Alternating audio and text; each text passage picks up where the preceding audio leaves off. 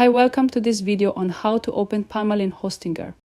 First, open your browser and go to hostinger.com. Now log into your Hostinger account by clicking the login button at the top right corner. Enter your email and password or sign in with Google or Facebook if you've connected those accounts. Once you're logged in, you'll land on the Hostinger dashboard, which is known as Cpanel.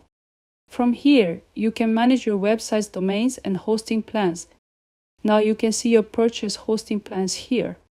Find the hosting plan connected to the website you want to manage and click the Manage button next to it. And that's it. You're now inside Cpanel. It's also called Cpanel, which means hosting your panel.